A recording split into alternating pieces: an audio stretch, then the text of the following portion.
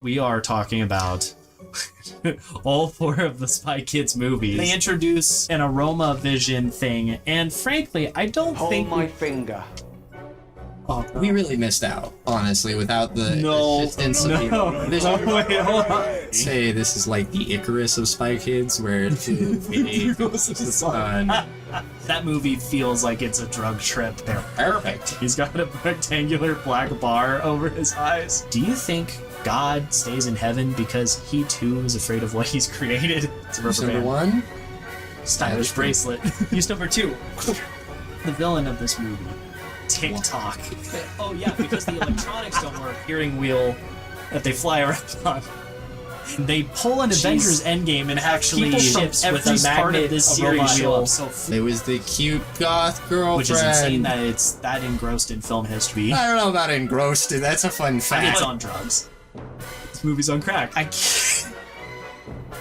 can't comprehend it. There is an island of leaky.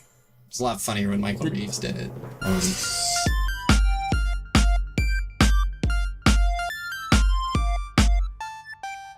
Hello, everyone. Welcome to Narratives and Nonsense, where we're a podcast that talks about random and recent stories, newsworthy or otherwise. Connor's here. Hello. Connor's here.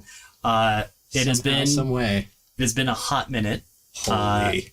To say the least. It's been a little over a month since we talked about Rec 2, and to make up for it, we are talking about all four of the Spy Kids movies, which was quite a fun doozy to go through. In addition, It was to a good that, watch through. I didn't really mind. It was fun. Yeah, it was a fun time. Absolutely. And then in addition to that, if you're new to the podcast, we also talk about good wholesome news from the last week. We talk about what's going on in our lives, and then we talk about random holidays because we need to throw a little of nonsense and fun into everything we do. So starting with the elephant in the room, or the Connor as it were. I was going to say. That's not a fat joke. It's a metaphor. The anorexic elephant, apparently. Yeah. So, Connor, how's this last month been? You came to Colorado. You're here. It wasn't honestly too bad. Moving, I got rid of a bunch of junk, so Sure. It wasn't too much to get through, and I just had to get the essentials here, and eventually the rest of my stuff will come, but yeah, Hasn't shipped, but you've got a place to stay. Yeah, Clearly. the important parts are that I have a thing the to fourth sleep on. roommate. Yeah, Among the lot of us now. which is really nice from that front because I didn't have to worry about setting up utilities or Wi-Fi or anything. So that really, it's just that alone is so huge. Yeah, and then on top of that, you're getting along with the roomies. At least I imagine. Well, I mean, we've known each other for years. So. We play with one on the, we have a Star Wars Saga Edition homebrewy kind of campaign, so I knew the one pretty well, and then I talked to the other a bit here or there. Yeah. So I was pretty confident we'd have pretty easy to get along with. At least some kind of meshing happening. I'm pretty low maintenance, so.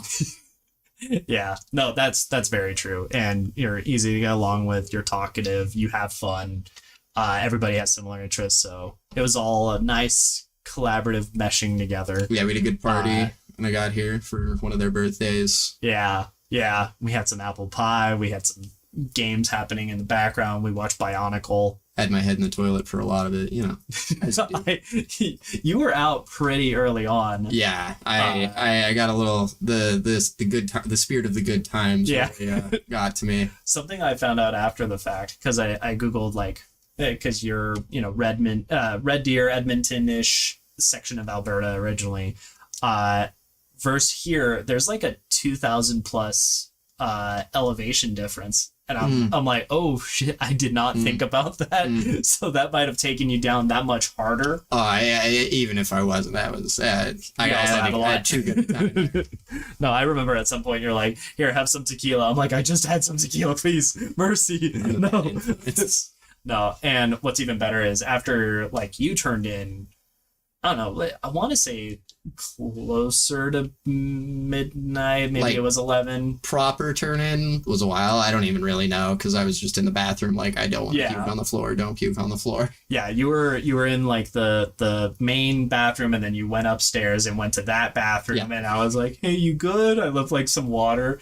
I want to say an hour or two after that, I found myself in the same position on the main bathroom floor, and I ended up not puking, but if I recall, but I fell asleep, and then I went upstairs, went to my bathroom, started puking there, and then I went to bed proper, and then just slept in for the remainder of the day. I was just like, if I just purged all this out now, yeah, it won't be too bad. So yeah, so it was a nice purge haze welcome of sorts. All self-inflicted. Yeah. No, it was a good time. Outside of that, goodness, what else is new this last month? My family and we went to a cabin trip up at the mountains. So we went camping. We had lots of fun and food and so forth. And then, goodness, the last like couple of weeks or so, it's been quite a minute. Anyway, I've been dieting, doing more exercise. I've lost about 20 pounds. Nice. Originally, it was like 20 pounds within about 2.5 weeks. And then it's just like stopped at the... I was 235. I'm at 215 as of this morning. And then I haven't gotten past that wall yet.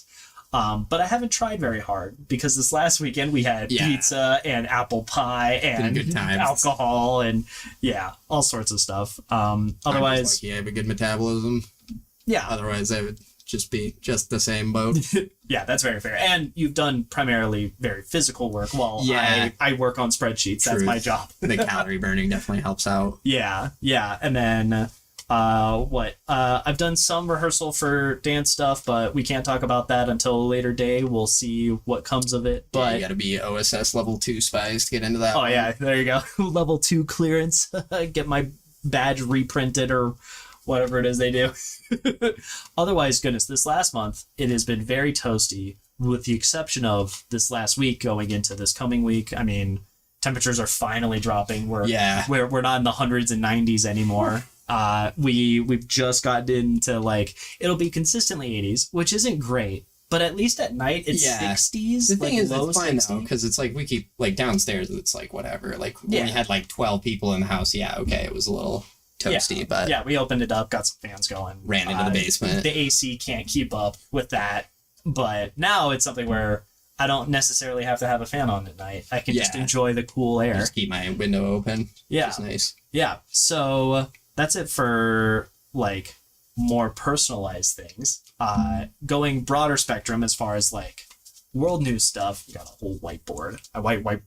We fill whiteboards before each of these for more of the behind the scenes, so he gets to actually see what's been written as we talk through. We usually will talk about like what we saw, what we like, so on and so forth. So there you go. I wanted to throw that out there because now you get to witness it. Woo! So first thing, which was really cool, was there was a study done for random acts of kindness. This was at the University of Texas and University of Chicago that facilitated this from the article we were looking at. Basically, it's showing that random acts of kindness are even better than we might think of. Yeah, like the way you're given something, the reason you're giving it for, that has an effect. It's a big deal. And in addition to that, it's something where you expect it to only to be received only so far. It's actually much better than that. So the way that they tested this, their first kind of like test of it was there were 84 people that were offered hot chocolate, and the first part was just like seeing how generous people are, like just from the get-go. And about 3/4 of people that were offered hot chocolate, it was either, hi, you can have this, or you can have us give it to somebody else. And about 3/4 of people said, just pass it to the next person. Complete generosity on their part. I also love, of course, it's hot chocolate. Yeah, the true unifier. After that, they also tested to see like what people's moods were expected to be for the people giving the hot chocolate. It's like, okay, now that you've interacted with them, you've given them hot cocoa, how do you think they feel? It was a scale of -5 to +5, and they're like, I think they'll probably feel like at a 2.7 is what they ended up saying, with 5 being like the best day ever, so feeling pretty good. When they actually asked the people that received the hot chocolate how they felt, They were measuring at a 3.5. So even better, that makes a difference. Then to get more precise about like how the gift giving aspect feels, they had a second test where there were 200 people split into 4 groups, so on and so forth. What they were testing is in this case, they were giving people cupcakes, and they found that those that were given the cupcake as a random act of kindness, as opposed to those that were given a cupcake like as a thank you for participating in the study, if it wasn't a reward but it was a kindness, they rated quite a bit higher. So the action of itself being a kindness is something that affects people's mood and perception of it. And then finally, in the third test, they were continuing to see, okay, how does generosity affect how we act after the fact? And what they did was they had people like given gifts like from whatever their lab was for this, that, the other. And then they had them like play a game where there's $100 stakes involved. And out of the $100, they found that people that were freely given gifts, they ended up parting ways or like pushing forward $48.02 of whatever their like $100 allotment was, as opposed to the control, which weren't given gifts and only parted ways with $41.20. So it's like if we're assuming it's a perfect percentage for the $100 for like $1 as a percent, it's about 6 to 7% more generous for the person than paying it forward. So generosity is in fact contagious. You give somebody something and they are more willing to give somebody something else further down the road. And it's very fascinating to see that like put into numeric value and go like, it feels like a fundamental like, oh yeah, like sure, of course that makes sense. But to properly dive into like, no, you don't understand. This is a proper ordeal. That's what's really fun with it. So hopefully, like, if I were to try to apply this in my life, my goal with like having the good news stories type stuff is to try to like put good out there, and hopefully people can continue pushing that along. That's my goal. So that's why we do like some of the news segment, blah, blah, blah. I think you all suck and just want to me wrong. Yeah. There you go. So following that and kind of like giving people chance, benefit of the doubt kind of thing, the next story we were going to talk about is there was a principal that he's in charge of Red Jacket High School. And he was just recently honored by the staff and parents with one of the most prestigious civilian rewards that you can give, the Liberty Medal, for talking down, for talking down a student that had ended up coming to school with a fully loaded gun as well as additional magazines.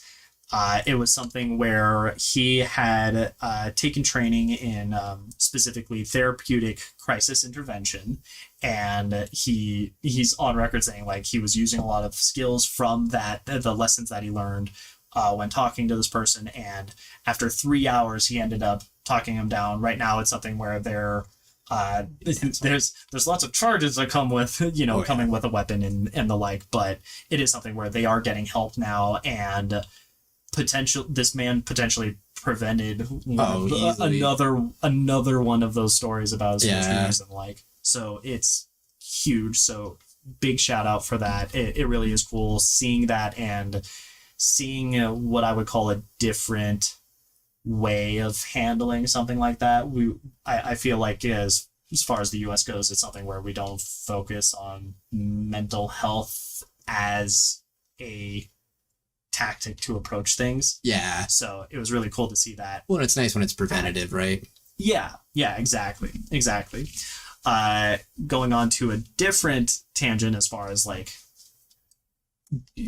good successes type stuff. There was something that kids. Yeah, there's something else that went down for Operation Cross Country, which I think is a terrible name for what the FBI was doing, and that was investigating like this larger child and sex trafficking ring. It's something where they managed to save 200 victims, 84 of which were children, 37 of which were labeled as specifically having gone missing. And for the extent of this happens over a couple of weeks. There were 391 operations that were conducted over 2 weeks, and there were 200 different like partners involved from state, local, federal levels. Following the successful saving of all these different victims, the 140 some adults as well as the kids, they were also able to identify and arrest 85 of the people suspected of being involved with this trafficking circle. So massive win on that front. Absolutely. Shout out to the FBI. And then on much more chipper news, in trying to keep it in tune with Spy Kids, for school season, which is now starting up out in California. You're so happy. Oh yeah, it's time for classes.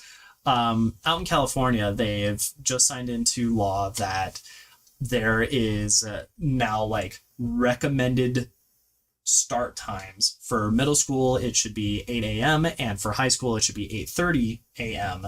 as opposed to like 7:30 or 7:15. Earlier, that was ours. So on and so forth. Yeah, and there's a lot of different reasons for it. One of the most interesting finds was with like an hour delay in start time, supposedly something like 70% of teen car crashes can be prevented because driving around in the morning like that. Oh yeah, and it makes sense because as teenagers you're still new to driving, you're not sure of like your limits, for instance, or like okay, well, and there's often comparisons that like right when you wake up, it's actually really bad to be driving. Then like you're about as capable as literally someone who's like drank a certain amount of alcohol. Oh yeah, sleep deprivation in a lot of ways can be just as bad, if not worse, than it's even just your waking brain. Yeah. Like for the first hour, you really shouldn't be doing much because that's one reason I was always trying to get up earlier and earlier. Is just because it's like I got to drive on the highway. Yeah. And it's like, that's not a good idea. I'd also throw this out there. I don't know how much of a statistical impact it makes, but just waking up earlier, depending on what direction you're going, you might be driving into the sun. Oh, yeah. Like, that makes a huge difference for just my enjoyment and attentiveness is being able to just visibly see the other vehicles on the road. If you're waking up during dawn, that's a lot of trouble that if you're able to drive later in the day, like that already helps a lot. And that's not just for adults, but in this case, they're saying for teens especially, that's a big import. Additionally, going off of that, a big part of that has to do with sleep and circadian rhythms and the fact that teens just need a little bit more rest than, you or I would as adults. Yeah, with all their still developing brains. Yeah, so in addition to just needing, I think it's about 1 to 2 hours more on average, the other thing is supposedly a teenager's circadian rhythm is pushed up a little bit. So just by having the schedule be later in the day, later at night, that's more in tune with what most teenagers would be expected of or would operate best at.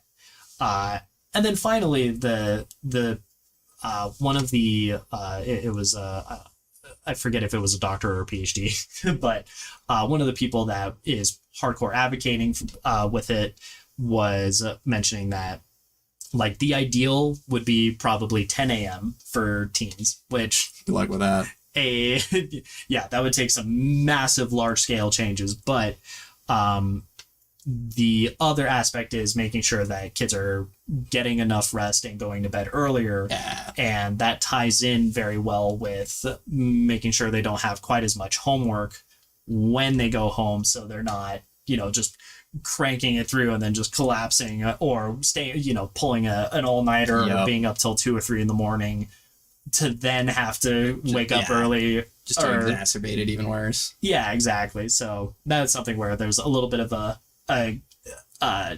give and take aspect where it's like, okay, cool, we've given them more hours, but we can't just give them more homework to try to compensate for it. There's got to be a a way of extending that sleep time in the schedule. So very interesting thing for California. Following that, somebody who I imagine gets enough rest is there is a 17-year-old who went so far as to make 15 different versions of a new electric engine. I'm pulling up what this guy's name is. There it is.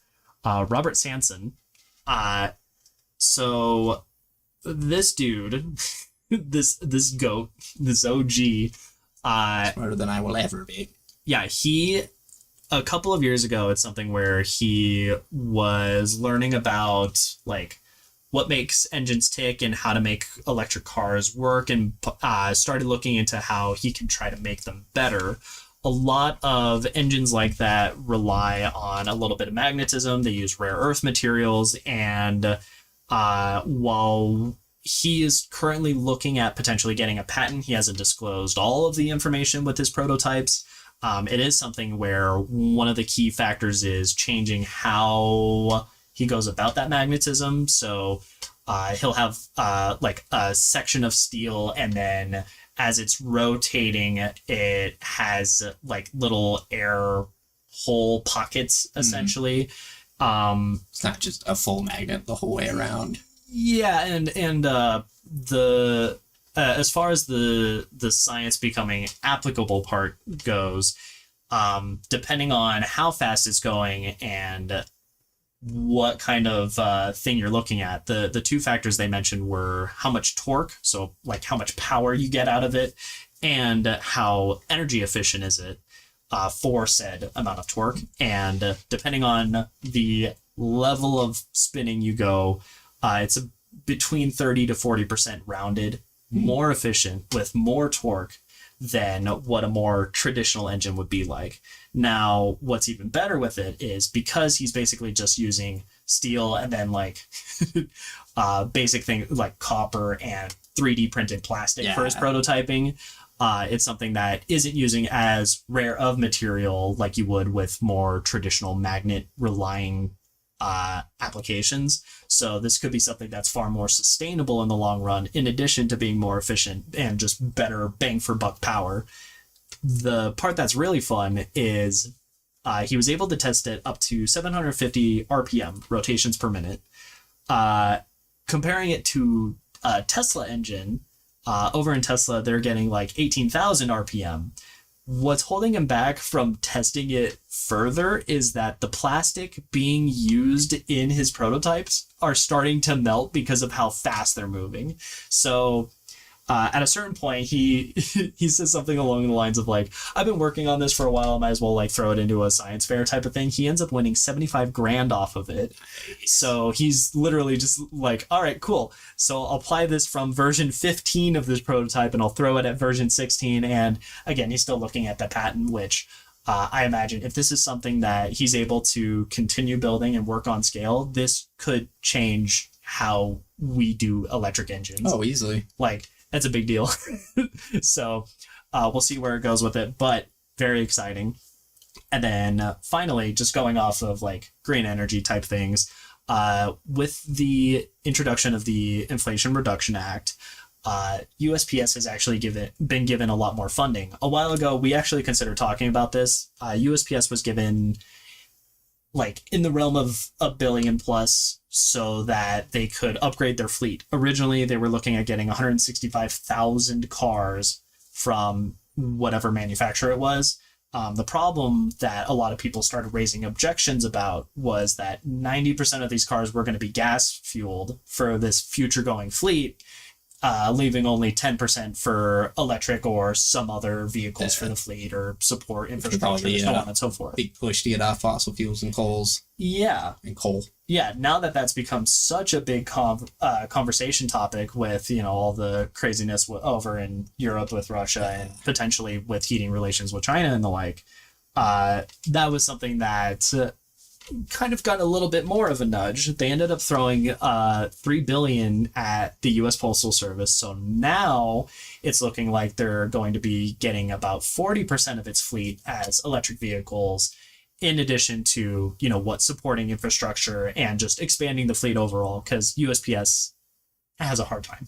They need some love. They need some love. So, very good news on that front. And then finally, before we talk about the meat of the day, all of the Spy Kids, we have some random holidays. The first one is Be an Angel Day, tying right in with the random acts of kindness. It started about like 27 years ago, and it really is just, hi, be a delight in your day-to-day. Say please, say thank you, hold the door open. It's just one of those things where be a good person, please. See the change you want to see. Yeah, pay it forward, all that jazz. Very little things matter a lot. Little things matter a hell of a lot. Yeah. Likewise, it's Surgical Oncologists Day, which my mom works as a nurse on the oncology floor, so shout out to those that she would be working with. Rainbow Baby Day. This one was an interesting one. So, for those that don't know, don't worry, we're not dying babies. Yeah, myself included. I didn't know this terminology. Rainbow baby is the term for a child of pregnancy after a failed pregnancy, whether that's a stillbirth, miscarriage, so on and so forth. And the idea of a rainbow baby is during kind of like a time of grief, mourning, so on and so forth, a pregnancy that doesn't happen and then one that does, it's kind of it's an uplifter. It's something that gives the family something to celebrate. So this is just an extra shout out to that. I will say that it is a little bit more, maybe the word I'll use is topical these days with the recent dealings with Roe v. Wade, but it is still very much worth acknowledging and appreciating those that are looking for pregnancies and then had problems with it. For them to have that kind of uplifting. It's also there to try to destigmatize things like having a miscarriage, because there is a little bit of there's a lot of it. Like pregnancy is always a fun one. Yeah, it's such an important thing, and yet we harass people about it, and it doesn't make sense to me. Like, let them grieve. Give them their space. It's something that, to an extent, people will look at a miscarriage or something and go, okay, so what the mom do wrong? Like, were they smoking or drinking? And that is almost like never purely to blame. Like, sometimes it's just a biological thing. I do know a couple of people that have gone through a process like that or have. It takes a lot to make a person. It's not just it doesn't just pop out. It's like a very involved thing for the human body. A lot of choke points. Yeah, so Rainbow Baby Day, a little bit of destigmatization and a little bit of extra appreciation where needed. And as always, if you don't have anything nice to say, don't say anything at all. That is very fair. Following that, there's Dia do Folklore Day. If I said that right, I believe it's Portuguese, but this is Brazil's folklore day. And then finally we have Bao Day. I know you wanted to talk about Bao Day. You like yourself some bao, and then bao. Yeah, I don't know the last time I had bao. I think a couple months ago, but I'm a fiend for any dumpling like food delivery system. Yeah. And then finally Plant Milk Day for all your dairy alternative supplement, so on and so forth. Stay away from nut milks. It takes a lot of water to get nuts. Yeah.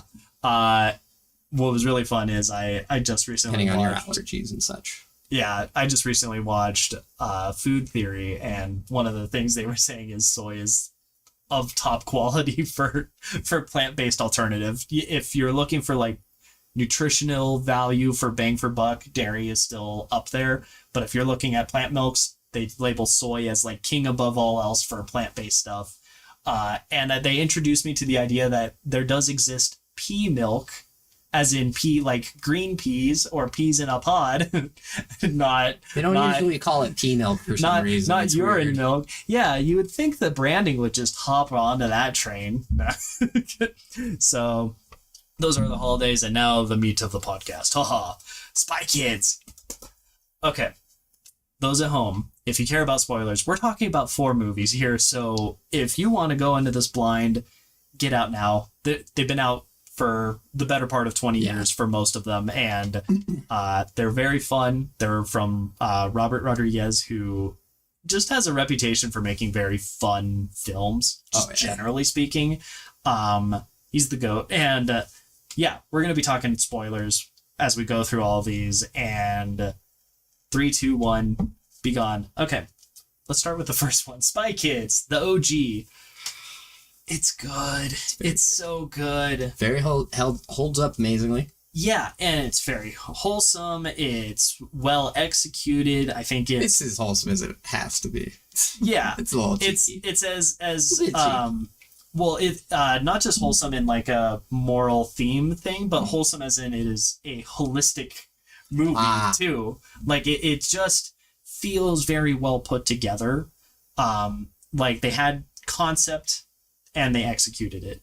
Like that's something that I really appreciate with that first movie. It's fun, and they also had a good amount of time to actually get the movie developed and things like that, because they started coming out pretty much every year after the first one. So yeah, and this one is much more of like a spy love letter movie, something that like acknowledges the fun of the spy genre without like poking at the tropes with it. I think that Kingsman, also a love letter, is much more about the zaniness maybe of spy movies, and this is a much more like sincere letter to that. I almost want to say.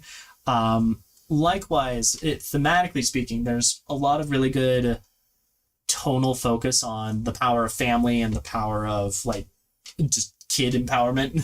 Honestly, just the idea that kids are more capable than people might take them for at surface level is pretty great. And frankly, it does look really good for having come out in 2001. It's pretty impressive. There are some things that are all very, very fun. Yeah, and there's a lot of practical elements, surprisingly. Like some places where they could have just tried to slide by with bad CG, they tied it in very well or very organically.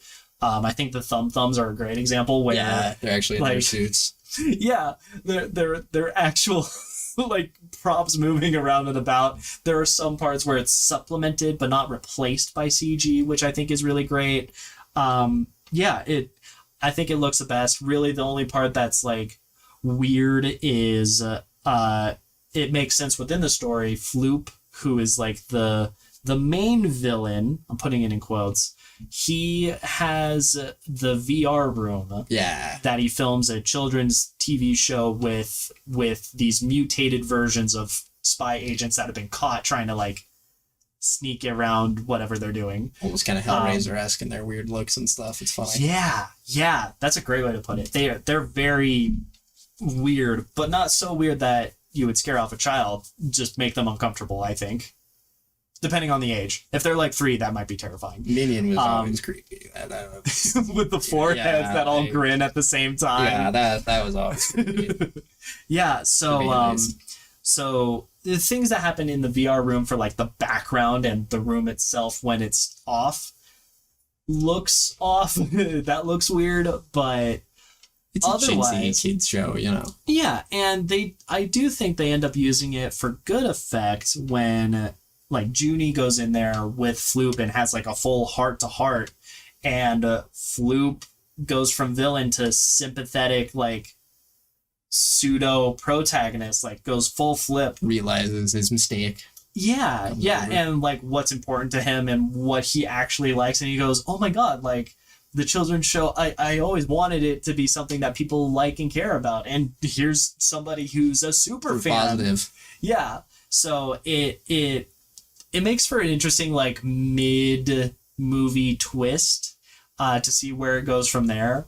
And then ultimately, plot-wise, the brief description is you have super spies. They have a beautiful way of summing up their relationship in the movie by presenting it as a fairy tale to the kids when it's just mom and dad like going to work kind of thing and falling in love what happened as enemy spies. Yeah.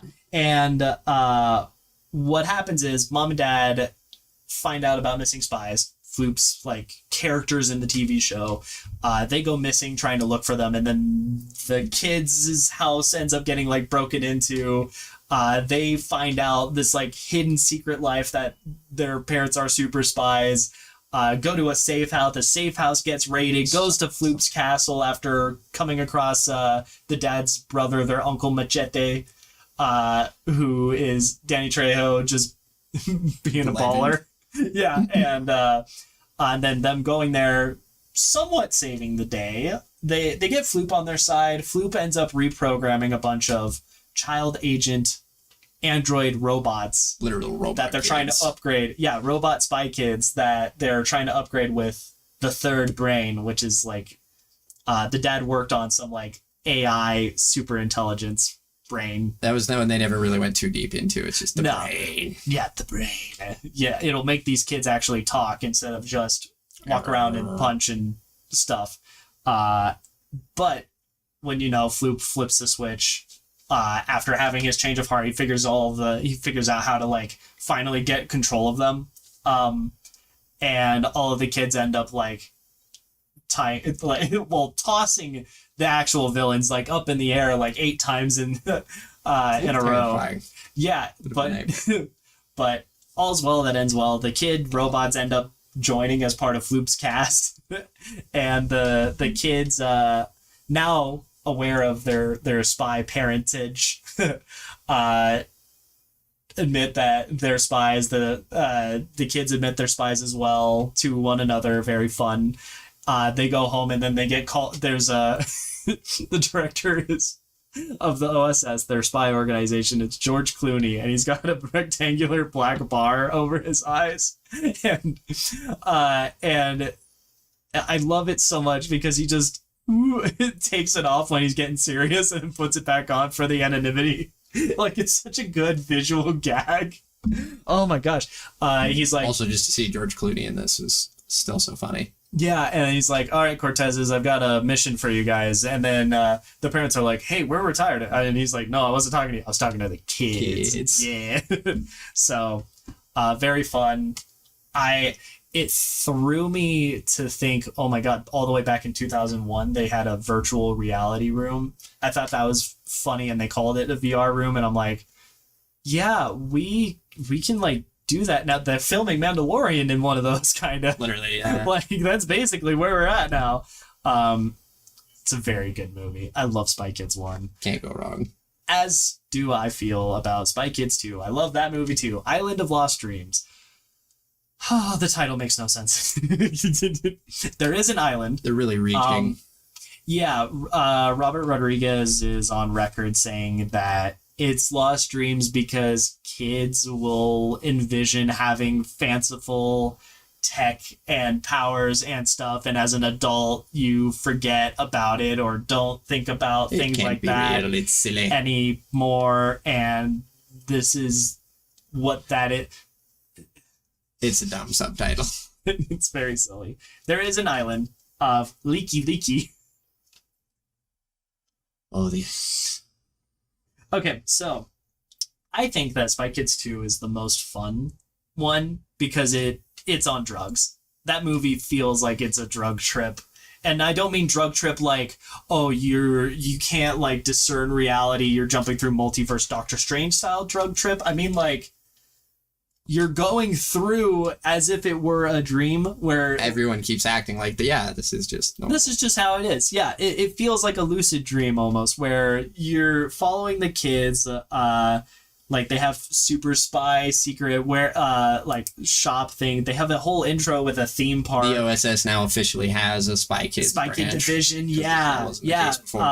There's these other spy kids. One of which I remember is Emily Osment, who is later the like friend in Hannah Montana, which is very funny to see her at like 10 or something. Yeah. Gertie Giggles, and then there's the counterpart, Gary Giggles, who is so stereotypically early 2000s bad boy, cool kid thing. And he looks a little dorky now. Hair, so yeah. He's legit. he wears a leather jacket, so he's cool. Yeah, man. So after they are like, after they do this whole theme park ride thing where they save the president's daughter, who's a little shit, frankly. They have like this big she wants daddy's attention. Yeah. They have this big banquet dinner. They're going to assign the Cortez family, Antonio Banderas as Gregorio. They're going to assign him as the head of the OSS, but then they just like rewrite the script mid teleprompt. Which glitches out. I don't know how... You would think that this would be like something that might be on like a cue card, or like they would have a discussion of like, yeah, this is it. Yeah, right. Prior, but this would be the final checkpoint. Is the teleprompter said it, so I guess that's true. Yeah. I mean, we've seen like mess ups with that for like the Oscars, like whoever it is for Family Feud. Steve Harvey, like, I am so sorry, I read the wrong name. It's actually like something like that you would think would happen with the OSS, but it's a spy organization in a kids movie. And then magnet people jump down and start attacking and stealing a transmuker device prototype. The transmuker is like, it's like a mini EMP? It's like a steering wheel EMP. That size. Yeah. It's a really cool looking coaster, basically. It looks like a UFO, in my opinion. It has a very alien-esque design to it, for my thoughts. So they assigned their best spy kid agents, Gary and Gertie Giggles. What? Yay! Carmen and Junie are like, well, this is crap. Junie also really kind of jaded, screws up, quote unquote, during this as he gets in a fight with Gary over the transmogrifier, because Gary keeps trying to take his and it gets stolen by the magnet helmeted people, and everyone blames Junie. And everyone just blames him outright. He gets, even though they were both in the middle of a room that everyone could see. And he gets disavowed and unassigned from the OSS, and then Carmen hacks into the OSS and assigns herself and him to the island of Leaky assignment. While sending the Giggles kids off to a completely unrelated destination. Oh yeah, they go to the middle of the Gobi Desert. Yeah, and end up like camel poop. They end up like falling into camel poop, and then Gary literally spits out camel poop. He's got brown in his teeth, and he's like, Cortez's, with his mouth really wide open. I love it. It's such a funny scene to me. I appreciate the like child poop jokes, slapstick, gross out humor a lot more than Connor did. For you. Yeah, I love that for you. It's very fun for me. So following that, they're going in a submarine. The submarine shuts down because, wouldn't you know, there's like some weird EMP effect thing happening. Which is funny. They just keep sending agents in this way the whole way. They've sent like 3 or 4 in, and it's like, yeah, we just keep leaving them. And it's like, we haven't heard back from anybody, so we're sending the spy kids now. Yeah, maybe survey it somehow. I don't know. Anyways, they get to the island of Leaky, and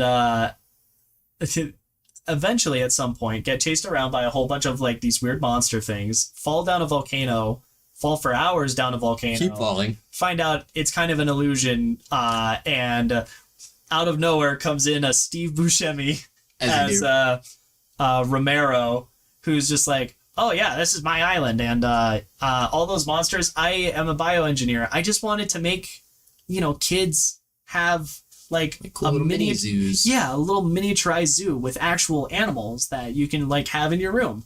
Which honestly, given this came out in 2002, it's kind of funny to think like how much that miniaturization idea happened then, when like a couple years later you get, hi, here's your iPhone. It has computer and calculator and iPod and so on and so forth. Like that idea of miniaturization being that it is also quite fun, because like with their sub shutting down, all of their electronic gadgets do all as well. Of them. Yeah. So they have to use their brains, and Machete comes in with Machete's Elastic Wonder with 999 uses, but you have to figure out which one it is. It's a rubber band. Number 1. Stylish bracelet. Use number 2. This movie's great. So, they find out he made a miniaturized zoo, and then he wanted to make them bigger for kids with, quote, meteor hands. He makes a Magoo Zoo, too. Because the first he makes little animals. Yeah, and then he starts making like very unethical genetic hybrid animals. So you have like a bullfrog who is part bull, part frog, and a slizzard, which is a snake head, neck on a lizard body. It's like a spider monkey. Head. Yeah, spider monkey. Which is an actual nightmare fuel? Gorilla spider. It's like a spider legs. Spider tar? Yeah. This movie's on drugs, and then he tries to make them bigger, and then it works way too well, and now they're like giant, overly life size, like the spork, the flying pig, the sparrow and a pig. Oh, that's what it is. It's big enough to pick up agents and throw them into its nest, presumably to eat. Which Romero can ride around on one. Yeah, they're really big. Like, a normal pig is not that big. We don't ever get to see the baby sporks. We don't. Which is sad. That is a trap. We see baby slizzards, though. Yes. It does, like, a power pose in one of the magnet... Oh, yeah, because the electronics don't work, the bad guys are using magnetism, so they have, like, literally magnet-shaped, like, ships with a magnet steering wheel that they fly around on. And a baby slizzard like does a full like T-pose, like jazz hands, Michael Jackson in the middle of it. Like really weird. Good chase scenes though. This movie's on crack. It's on drugs. So after they like encounter Romero and find out, oh, the transmuker is here. It is this giant EMP. It causes no electronics to work on this island. You gotta go get it to like get out of the island now. Yeah, so the kids go to the temple somewhere along the way. Cave temple thing? Yeah, somewhere along the way they find themselves in a cave. They're not able to talk. They end up talking telepathically. They come across a bunch of skeletons that are fighting over an amulet, but they're just like frozen and dead there. And then they take the amulet and the skeletons come to life and like chase after them, but they're cool dudes. Once you give the necklace back. Once you give the necklace back, yeah. Once the amulet has returned to them, they just start fighting over it, and Carmen gets caught up by the spork. Yep. So and then Gary is riding a slizzard while Junie is hanging out with Spider Monkey and gave him some food, and they fight, and it's pretty sick. And the skeletons are cheering as the audience members like, yeah. The effects are a little shaky here. They're rough, but it is a fun moment. I think it doesn't help that the Spider Monkey is human enough that it gets into uncanny. If you've seen the second Mummy movie and remember the Scorpion King from that, that's like the fidelity of the Spider Monkey. That's a really good analogy, yeah. Oh boy, so after this all goes down, they get to the transmuker. They have to shut it down. They use the Elastic Wonder to like hold 3 prongs together in place so that it actually turns off the transmuker. And then it turns out the new head of the OSS, Donegan Giggles, Gary and Gertie's dad, is trying to prove that he's a cool dad and takes the transmuker and he's like, I'm gonna go like give this to the president and win the day. Ha ha ha. I'm the villain, but I'm sympathetic. Bye. Takes magnet things, flies off. The kids are like, oh my god, oh no. Wait, all our electronics work, so like we can do stuff now. All right, let's be cool. Flight boots. Take off, take the transmuker. Big fun like fight scene thing happens at the beach where the parents, like the Cortez family. Oh, also their grandparents are also trying to find the kids because the kids went missing. So they track them down. The parents and the grandparents show up, and the kids are like, what, you guys, not you too? And they're like, here to rescue you. What the fuck? What did we do wrong? Huh? Yeah. You have the dad fight where they keep like doing each other's moves into each other, and it's very silly and comical. They're a little bit older now, so it's just like, oh. Yeah, they're like, oh, my back. Oh, gee. Flip, punch. Like, it's very silly. This movie, yeah. Both of their dads could, in fact, beat up the other's dads. Yeah. Just at the same time. Yeah. So you hit it. We end up with the transmogrifier and whatever it is. The transmuker device. The MacGuffin. It's so silly. And Donegan actually ends up pointing it at the grandparents of the Cortez family.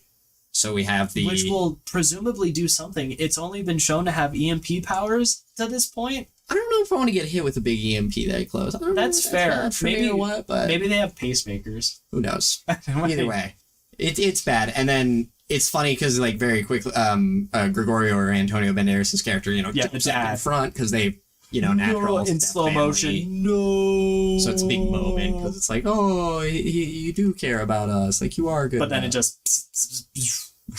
It's an EMP device, so it's like.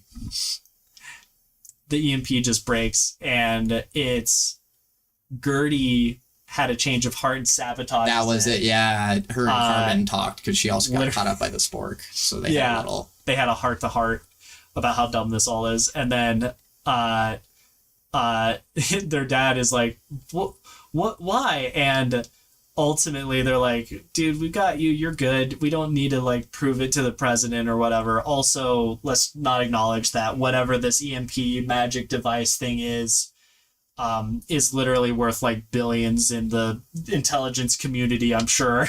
Like, it's fine. I broke it. It's a family movie. And then, yeah. And that's pretty much and they have a rock concert, and it's fire as fuck. And at first they're like, it's their so good. Machete being like, oh yeah, this guitar will make you play better, and this belt will make you sing better. And dance like Britney Spears. And then at the end, except it's not Britney, it's some off-brand name. At the end, he's like, oh, I didn't turn them on. I didn't put any batteries in these things. They just held a concert and just crushed it. How is Junie's guitar that's supposed to make him play better work without Yeah, he just is. Guess he forgot those batteries. Yeah, he's just a fire guitar player, apparently. Had no idea. Maybe that's why he has so many warts in the first movie, is he was actually just cutting up his hands a lot. It's the calluses. Who knows? Yeah, they're calluses. They're not even warts. Spy Kids 2. I love the movie. It's so much fun to rewatch, and it really is just on drugs. It is a great time, especially with fun friends. Cast. Fun cast. Yeah. Everybody in it is just hamming it up in the best way possible. A lot of good meme moments, good drinking games. Yeah, one of the best quotes that has outlived the movie, frankly, is Romero having hidden himself away from all of the giant monsters and the like, contemplates on why he hides from his own creations, and he says, quote for quote, "Do you think God stays in heaven because he too is afraid of what he's created?" And it's just, this is way too deep, Spy Kids 2. It's not. It's a good line. And we looked into we looked up some info for Spy Kids 2, and apparently this is something that Robert Rodriguez like thought about, and it was just like, I'm gonna throw it in there, and just like threw it at Steve Buscemi and said, hey, can you like do that take again, do that line, but like with a haunted look? And he's like, yeah, and he crushes it exactly how Robert wants it. And he's like, yeah, perfect. I'm glad this is in there now. This is perfect for me and where I'm at this point. And he comments on it being like a bit of a meme years later. And it's just like, yeah, I'm glad people acknowledge that line, because damn, it resonated with me. It's a movie about spy children, espionage childs. All right, so Spy Kids 3 has not aged nearly as well. It is ugly as fall hell. Story's fun. I like where like the characters and stuff go, but yeah, the CG in this is dated. It is nauseating. I can't nauseating? See. Yeah. It made you nauseous. Yeah. It's something else. So this is one of Spy Kids 2, by the way, is the second major motion picture behind Star Wars Attack of the Clones to be completely filmed on digital, which is insane that it's that engrossed in film history. Let me just add that in. And then Spy Kids 3 is a 3D movie. I don't know about engrossed. That's a fun fact. I'm putting engrossed because it's the second. It makes sense that George would be really likes this movie. George Lucas would be like insane enough to be like, oh yeah, I just led the world into the digital age with Attack of the Clones, which is not a great movie. But the fact that it was Spy Kids and not anything else as the second movie, like if George paved the way, Spy Kids is the one that like went, oh yeah, this is a road now. I can't. I can't comprehend it. Anyway, Spy Kids 3 tries to do the same, I think, with 3D. Absolutely. And terribly. 3D CGI and actual, like, in the theaters, it was actually 3D. With blue and red glasses, and even, like, the DVD versions came with blue and red glasses for the 3D moments, and the 3D's terrible. They had the classic animation's glasses terrible. on moments. Oh, yeah, they, like, tell you ahead of time, like, put your glasses on now. Yeah, glasses, quick. Is towards the end of it. Part of me says that this movie is like somewhat ahead of its time in that they had like cool ideas with it, but they should not have made it in 2003. I would say this is like the Icarus of Spy Kids, where it flew way too close to the sun. Yeah, it like they wanted this to be a movie about how all of the kids are now getting sucked into this like super awesome VR game and everything's 3D, and 3D looked great in Avatar but not in this movie, and like everything is in the video game except it looks like they don't worse really, than PlayStation video I don't know who does their special effects, but like entire like places made of CG and stuff are not really the forte. Yeah, and for a similar budget as what they had in Spy Kids 1, they make Spy Kids 3 2 years later almost entirely green screened. And by that I think the stat on Wikipedia as a trusted source, lol, is like 90% of shots were green screen shots just outright. Like that's a lot of this movie is green screen CGI special effects. It is made, and it is not quite as nice as like Tron Evolution or something would go on to be. Even God, Star Wars. Yeah, no, it's rough. It's very rough. And honestly, in terms of plot, the most interesting part about this movie, because the idea is everyone's playing this video game and it's created by the villain, the toy maker, who is trying to like get all of the youth stuck in this game forever. He's like trying to make it a new frontier and reset the world. There's not really talked about like what his actual plan with that is. But how it kind of plays out is the video game is the way that people can experience life the way they want to experience it. So like the three like mook side character players that join Junie in this whole endeavor are what they would want to be in an escapist world. So like the nerd character in game who's like a super brain isn't all that smart, and the guy that's like super strong buff is like the short kid, and the cool guy is the dweeb smart one. Yeah, so it like they're able to be what they aren't and have that escapism. And to an extent this applies to the grandpa who gets called in as backup in the game when Junie gets shot to the game's world's moon, and the grandpa is immediately able to like see like a special power-up pill, so he gets like a full suit of armor. It literally like pops up right when he gets there. Yeah, and he's no longer in a wheelchair. He can walk now. He has mega legs. Yeah, I forgot. Which they did not do very well at pulling off his effect. Yeah, the CG looks bad. I think it's all CG, while Junie in the world in filming has an actual but anyway, so the grandpa shows up and he's like, oh yes, the toy maker, immediately runs away and to go chase something. He's on a vengeance quest because apparently and this is revealed later, the toy maker is the one that took his legs. He's the one that apparently had gotten him crippled on an assignment. So the grandpa is out on this vengeance quest thing, and Junie's just bumming around trying to find Carmen. Carmen went missing in this. Junie's mostly just trying to figure out what's going on. We glossed over the entire fact that Junie is like a private detective PI because he's disillusioned with the OSS and then gets reinstated in to try to go get his sister. That's his buy-in. And then he gets his sister, and it's like 3/4 of the way of the movie.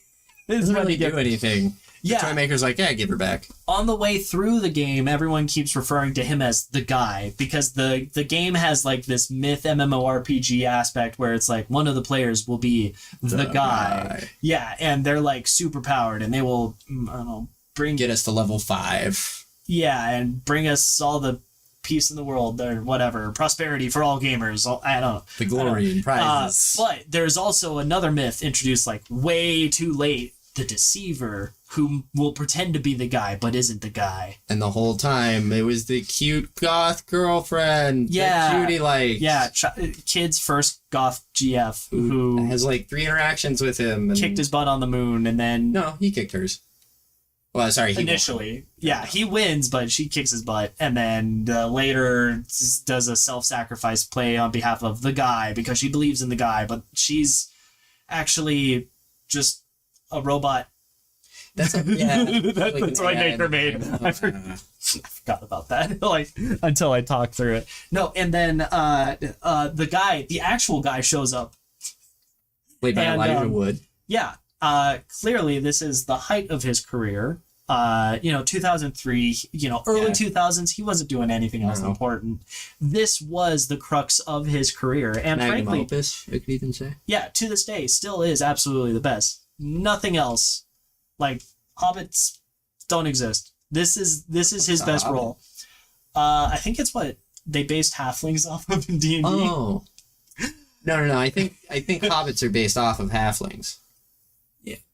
Totally. Yeah, there you go. Yeah. So anyway, the guy appears and immediately dies. Literally within 5 seconds. He just appears and is gone. He gets electrocuted by a door. He doesn't even have the right suit for what the 3D game suit silhouette is because it's very clearly Junie's suit, so it double makes no sense. Anyway, they shut down the game, and they think because the grandpa's like, yes, I pulled the lever, we're all good, let's get out of here.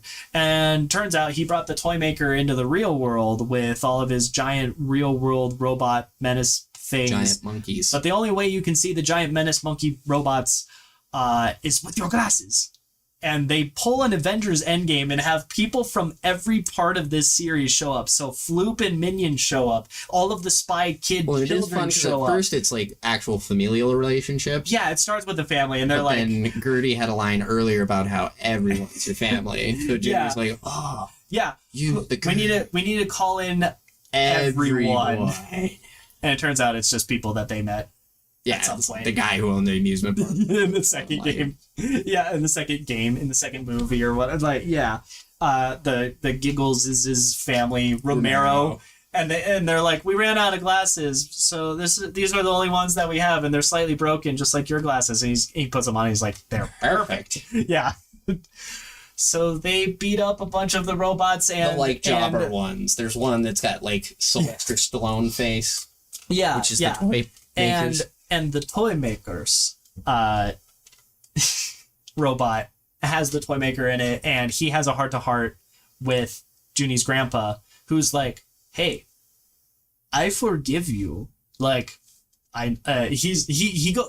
Stallone, who talks to himself a lot in this movie, has this whole thing where he's like, I gave you legs in the game because I wanted to fix what I had done. And the grandpa's like, bro, chill. It happened. You're good. It happened. We are where we are now. But you know what? I forgive you.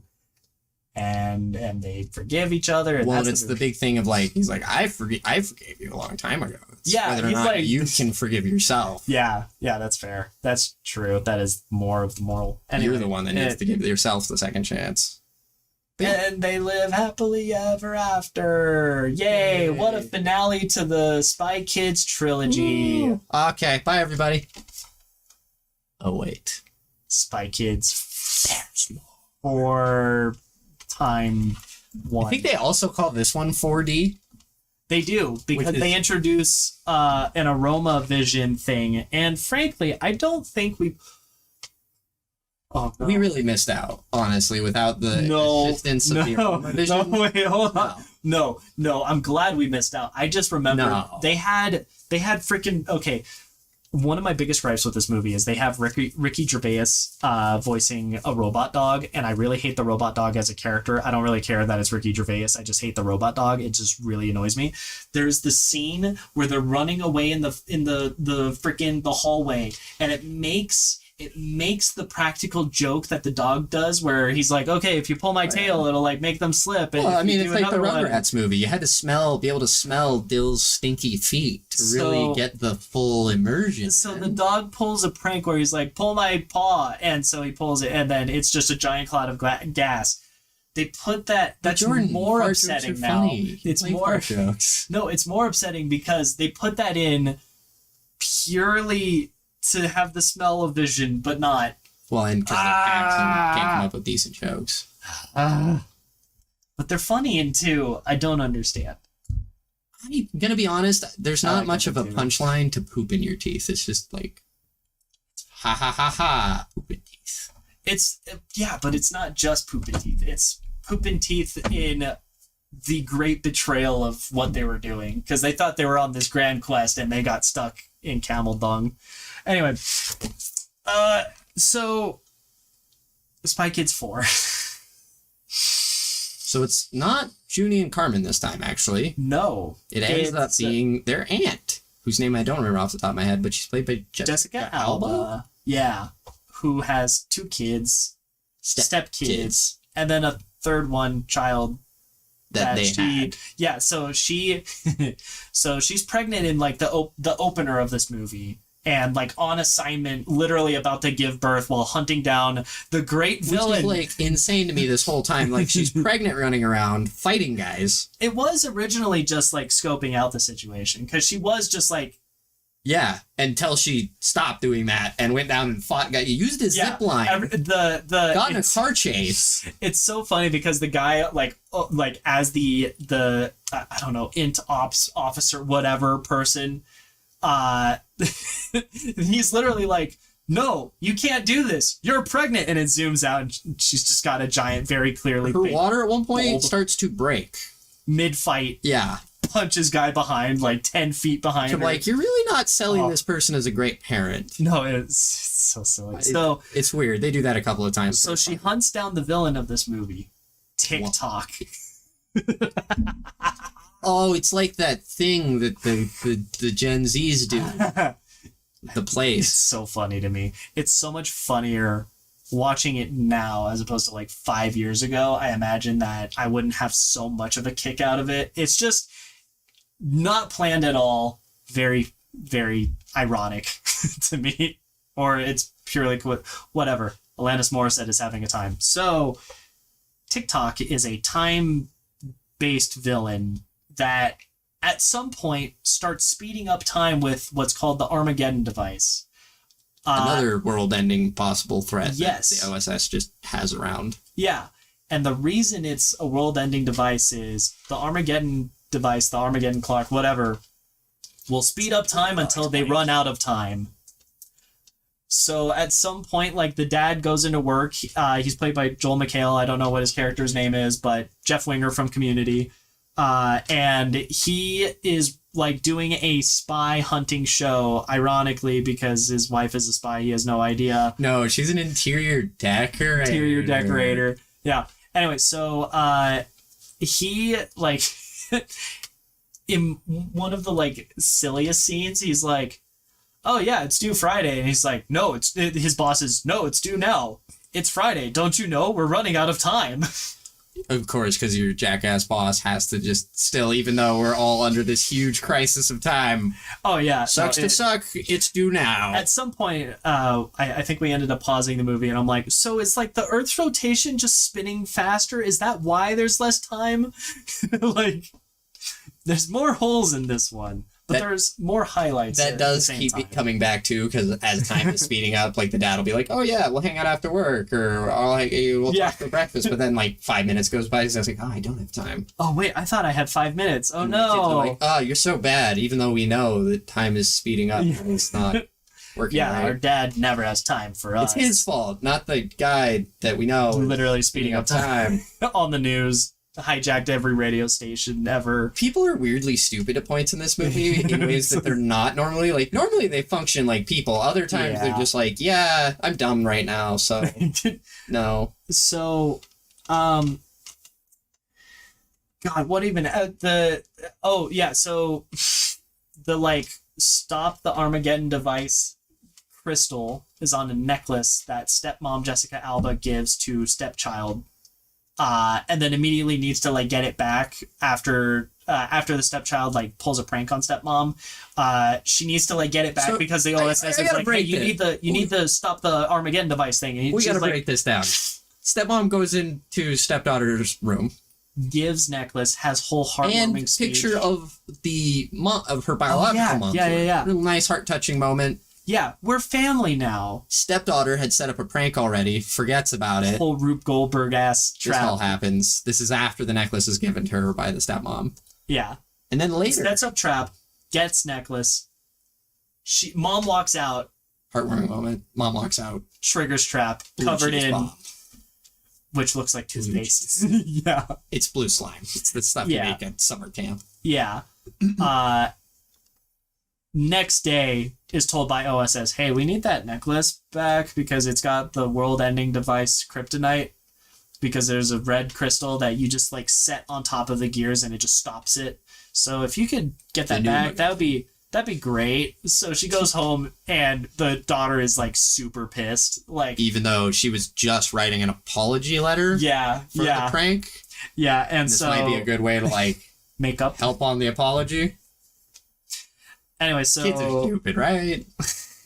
Wait. Oh, and the brother, the stepson, is deaf but a super genius. I don't think he's straight deaf. I think he's just hearing impaired. Really hearing impaired. Yeah, he has hearing aids. Yeah, he can turn off his hearing aid and he won't hear a thing. I don't know how much of that is he has a hearing aid in or he's properly deaf. Well, you can't give a deaf person hearing aids and make it happen. I don't know what the scale is for deaf versus non-deafness, because I know blindness, it's more of a gradual thing. You can be legally blind but still kind of see some things. I believe deaf is you can't hear, and then you hit hearing impaired where he's not actually really able to hear without those hearing aids. So anyway, he needs sign language to communicate without them. Yes. Regardless of my inability to label correctly or not, I'm obviously an expert on this. They have some cool able representation. It's quite funny. He uses it to get through like a safe, or I think it's locks on a door. Yeah, but he turns them up so he can hear the little ticker inside. Yeah, he just goes, "Oh my god, how am I going to get through this? My like super powered electric smacking gloves are out of power. Like they ran out of juice. Wait a minute." Nice. Like, which is a fun extension, right? Because it's like that's a fun way to use that to your advantage. It's very similar to in Spy Kids 2, where it's like it's all about how creative you can be with what you've got. With like the elastic one, the rubber band has a million uses and ends up being like the thing that saves the day at the end. Well, and it's really nice too, because like they don't bring a whole ton of attention to it. Like no one's ever outright like, oh yeah, you're deaf. It's just like he just has the hearing aids and he turns them off and on to get on. Yeah, the closest to that is the goons that TikTok has, which are apparently, spoiler, we already gave that warning. They're just multiple versions of himself that have been trying to like travel back in time. We'll get to that. One of the bad guys, goons, whatevers, is like, hand over all of your devices, come on, all of your gadgets, all of them, and like points at his hearing aids, and he's like, ugh, hands them over, and then they have like a whole conversation in sign language, which I don't think the sign language was accurate, but I don't know.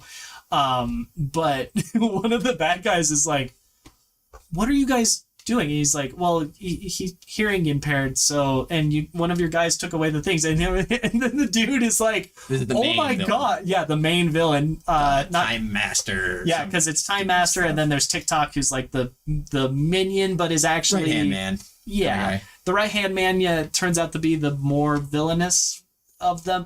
Anyway, the main bad guy is like, oh my god, guys, we're not monsters here. Come on, like, whoa. Yeah, what the hell? Like, are you guys kidding me? Give him back. We're evil, not assholes. Yeah, basically. It's really funny. There's a difference here. Anyway, so where were we? The bad guys break into the house while the stepmom is away on mission, like pulled back out of retirement, is literally like child cradle on her chest, like doing spy moves stuff. Another fight scene of endangering her daughter. Yeah. Love it. And then what ends up happening is... she gets captured. she gets captured, and the house comes under attack. From the goons of the Time Master. Yeah, they end up going into safe house led by the robot dog, Ricky Gervais. Yeah, and it talks too. Yeah. And farts. And what ends up happening is they end up like flying away, and one of the kids ends up like puking a bunch because he's getting motion sick in the big like rocket spiraling thing, and they end up using the puke as like an oil bombs thing. Yeah, for the people that are chasing them, and whatever, they get away. I love it. They go to the OSS. The Spy Kids. Vomit. Yeah, the Spy Kids division is shut down, having only been a creation of, which they don't really explain why. 10 years. Yeah, they really don't. Like, and Carmen is now in charge of the OSS? Yeah, she's not the director. The director, is the Time Master guy. She's a senior agent. Yeah, she's like an adult in charge. So I guess Carmen and Junie just carry the entirety of the Spy Kids division, Except no Junie. Except no Junie, because Junie, again, is like rogue detective PI agent person. Carmen shows the kids the ropes, shows them like some of the Spy Kid Lets gear. them take some gadgets. Yeah, she's like, I'm not going to turn them on for you, but you can have them as souvenirs because we're not going to use them anyway. It's a little irresponsible. It's okay. They have a robot dog, so he can be the responsible one, I guess, and, get them out of trouble. And then when the bad guys end up attacking the spy agency, the robot dog saves them outright. Farting and by pooping out ball bearings and peeing oil slick. Yeah. And look, frankly, it's a lot funnier when Michael Reeves did it. Yeah. It was a lot more funny when Michael Reeves did it. Anyway, the robot dog solves all of their problems and then pulls a prank on them. Which really sucks, because, like, Jessica Alba's character's there. There's a point later where they end up getting captured, and it's like the dog just fights off all the goons, and it's like, yeah, Jessica Alba and Carmen are, like, right there, and it's like, yeah, maybe they should have been doing that. Like the cool stuff? Wasn't that always the cool thing? Yeah. Or the kids think of a way to, like, beat them, like, by being smarter. Something, at least. By using, like, I don't know. Like in Spy Kids 1, they outwit their enemies. Yeah.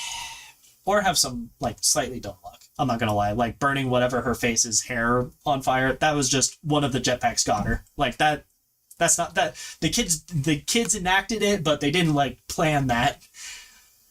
So Spy Kids 4 ends up with the Time Master revealing that he was in charge of the OSS, and he froze all of the agents using their badges, except for Junie's, who's got, like, ironically thrown into the trash. He comes out of retirement. Being his sister, was like, you don't deserve that, and throws it into a trash can.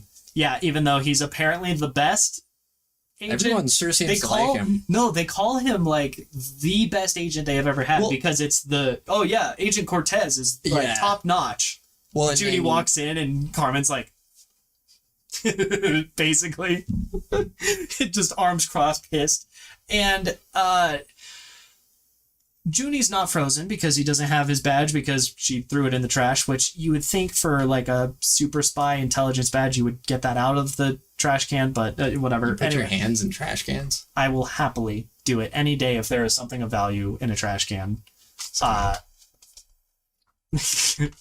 One man's trash is another man's super secret top agency badge. Yeah, and, like, with level 3 other men's germs.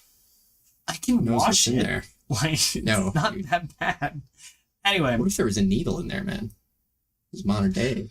Someone's, doing heroin in the OSS? I don't know. Maybe there's some diabetic folks. Okay, look, I think freaking insulin. Gosh, why are you always going to? We have their medical disposal. Show me the thing where they show that. Show me the diabetic in Spy Kids. I'm just saying it's probable. Diabetes is very common. It is. There are medical bathroom needle disposal places. Anyway, at worst, it's probably a cup of coffee. He doesn't get his badge back. He just leaves it in the trash.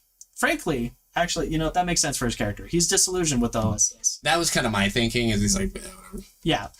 Also, I love it. All the girl agents that aren't Carmen are all like, Judy. Oh my god, the other thing is like all of them like do girl boss poses. Like every time they enter a room, it's Yes.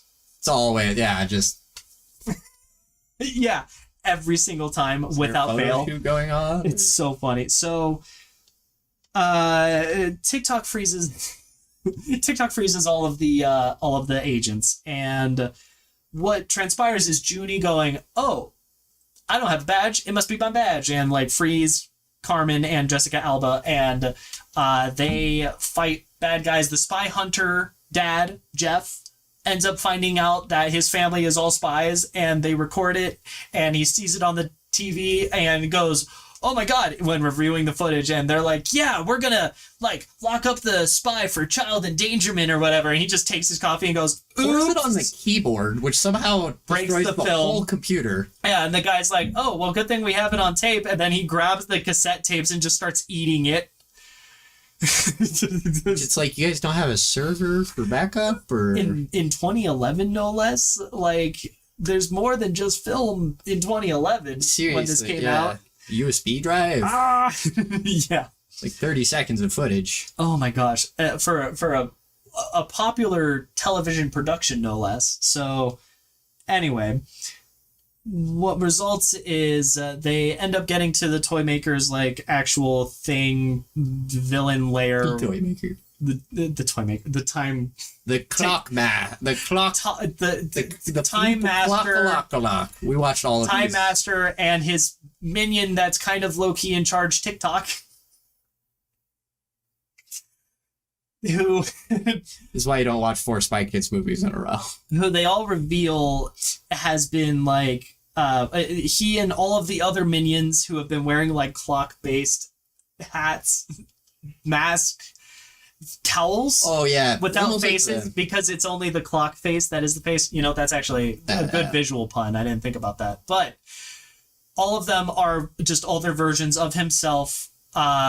He's been trying to travel back in time. It turns out at the OSS in like the 30s or 20s or 40s or whatever, long time ago, his father helped build the Armageddon device to try to do time travel stuff. And his son like was a troublemaker or whatever. Who loved his dad so much, but sure as hell couldn't listen for 5 seconds. No, gets stuck like in the beam and is just frozen in time. As his dad ages his life away trying to like fix his son and ends up dying. And his son's still like aware in this like temporal stasis, so he watches that happen. Yeah, he's completely cognizant for decades upon decades. I missed it. Did they explain how child body being frozen in time? The Armageddon device, I think, is stopped by the crystal. Oh, they figure out they can put the crystal on it. Yeah, they just like boop. It's weird. And he's like, "Oh, I'm a kid, but in a grown man's mind, in kid's body." So he like lives his life, becomes head of the OSS because he's literally like experienced at least a good number of agents doing things. Oh, yeah. And I guess just thought things through from what he knew as a child.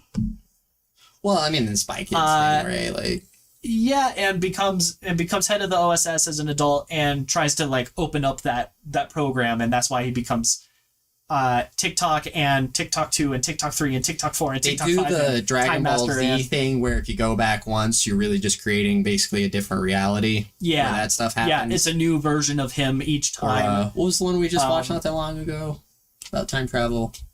What did we watch? Or you were telling me about it, I think. I was telling you about Primer. Very different movie. Let's start. Maybe that should be the night. Later. Anyway, either way, I need to write it on the list. There's multiple versions every time you go back. You create multiple versions. Yeah. So what ends up happening is he succeeds. He goes back in time and like lives a life and then comes back to the present as an old man, and he's just like, "Bro, you gotta enjoy the time you have." Well, and it's interesting because he's like, no matter what I did, my dad always died. Yeah. Like there was nothing. Like he actually just gets to experience life as it was meant to be, kind of thing. Even if he time traveled again and again and again and try to fix it, he comes to the same like realization that is almost forced upon Doctor Strange in that one What If episode of Marvel's What If. It is interesting because it is like in Marvel they have the like core events in time. So like Gwen Stacy has to die. There is nothing you can do to prevent that. The means can change, but that's it. Yeah. But it's like, I guess that's the same thing in Spy Kids, which maybe because it's linked to the Armageddon device. That's why. I don't know. I will say the like takeaway of it is this guy like learns his lesson and everything becomes a happy ending. He kind of does like classically the face turn like of every Spy Kids villain where they kind of realize they were wrong. Yeah, he kind of like Captain America in Endgame comes back to the present and is just like, yeah, no, things are good. I liked it. Do you want to talk any more about it? No, I don't think I will. And then Doctor Strange's lesson in that one What If episode is he learns it a little too late and he has to now suffer the consequences of not learning to like live the time with those you have, kind of whatever. So make time for your family and kids. Yeah, that's like the lesson of it, and it could have been a lot better. And Junie is underutilized. He's like a washout. So the thing is, the reason Junie comes back, because he left for a long time, he's like, he's a PI, but I he's failed, not good and I couldn't own up to that. And it's like, cool, that was my favorite character, but whatever. Yeah, anyway, we theory crafted that this movie could have been a lot better if Junie was working with the spy hunter TV reality show dad. Or like he got his number somehow, and Junie's like this like crazy like. Yeah. I thought you could like a conspiracy theorist that no one believes online, and he goes and finds like it could be really great. Yeah, and similarly, Junie could have been a lot better in Spy Kids 3 if he was just being a PI trying to tell the OSS like, hey, the toy maker is like bad news and is like, and they're like corrupting the minds of the youth or something. So basically, we're hardcore. Well, why did they fanning Junie being a more important character? Because like they set it up, and it's like, why'd you never lean into that? Yeah. Like, we could have totally had a PI Junie movie. I'd watch that. Yeah. Or Carmen being a badass and stopping some heist. Like, I'd have been down. Yeah. So that's kind of what happens with those movies. Now, the important thing is, what's the takeaway? What did we learn from going through all the Spy Kids movies? One, I would say, they have some interesting themes and thoughts, and they're very fun. Like, even the bad of them is a fun bad, I think, the majority of the time. I think the lessons are always pretty solid. Lessons are solid. It is a kid's movie, so it does have, like, a moral thing, which elevates it as a kid's medium. And the villains are, like, pretty well motivated. Very sympathetic and understandable. Yeah, and everybody can have a second chance that is like very believable, like, yes, they could turn on a dime type thing without it feeling too rushed, which is impressive to do 4 times in a row realistically. Yeah, honestly. With villains. Like, even, like, Minion still has a second chance thing. He still looks like a monster because he's got 4 heads or whatever, but yeah, it's pretty cool. He rolls with it. He rolls with it. There is apparently a TV show made in 2018 that's animated. We watched the trailer and went, maybe another time. Yeah. We'll reassess that one. It came out on 4/20 of 2018, and that was kind of fun. Why is that fun? That's Hitler's birthday. It's a fun. What's fun about that? It's a fun date. So, ranking these, because ultimately, tier lists are important. We got to know what is the best Spy Kids movie and what is the worst Spy Kids movie. Connor. So, definitely like 1, 2, 4, and 3. 1, 2, 4, 3. I mostly agree. My take is, if you're assessing these as like whole films, like this is like art is cinema kind of thing, I would say 1, 2, 4, 3. I really don't like 3. 4 has higher highs and lower lows, I think, than 3. 3 drug the bar down a lot for me. It's very and 4 mid. Barely cleared that low bar. Yeah. Skin of their teeth. Yeah. For the top spots, if you're assessing these as cinema, 1 is like the best holistic movie. It is the most integrally tied to its theme and its concept. However, I put Lord like Jordan. I put 2 on top as far as like enjoyment value. 2 is my favorite. I love watching 2, and I love watching 1, but 2 is something else. I really do have a fun time watching that. and then it goes 2-1, 4-3. So 4 surprise. I wasn't expecting it, generally speaking, to be better than 3. And 3 is still like a blast to go through. It's just boring and like weirdly paced at parts. It looks awful. I have a hard time looking at it. It might be easier to listen to than watch, like us. There's a novelization, maybe. Check that out. Anyway, those are our thoughts. Do you agree? Do you disagree? Who knows? Let us know, please. We're very curious. Spy Kids, it was a very fun Unless ride. you think 3 or 4 are the best, then I don't want to know. I want to know, and I want to know why. People. Why would you think they're the best? I'm curious. That's my opinion. Anyway, following that sneak peek of next week, we might do something with llamas. That's all we're gonna say. So, Connor, where can we check you out at? Well, now you can check me out right here, as always. Wow. 5string Connor on YouTube. Hit me up. Steam it, Band Cleric, want to play some games or whatever, but yeah. This is where it's at. Oh, yeah. And he's in the States, so we get to hang out. Yeah. If you want to see more of me, there's naturally there'll be a link for my main channel, Gillidan for the Win. That's on YouTube. I do live streams on, Wednesdays, sometimes a Tuesday here or there. We're doing fun and games. Wednesdays, we're playing Kingdom Hearts with, it's myself and my buddy John. He's never experienced it. We're on the DS game, 358 over 2 days. Let's go. We're at like day 172 or something like that. I'm very excited. We're getting into like the crux of that story. Yeah. And then, what else is there? Sundays, I play Knights of the Republic, and by that I backseat drive with my buddy Marcus, who hasn't experienced that game. And that's on his Twitch channel, Eldritch Bunch, or Eldritch Funky is his other name. And yeah, there you go. Narratives and Nonsense. We post on Mondays. Take her easy. Have a great week.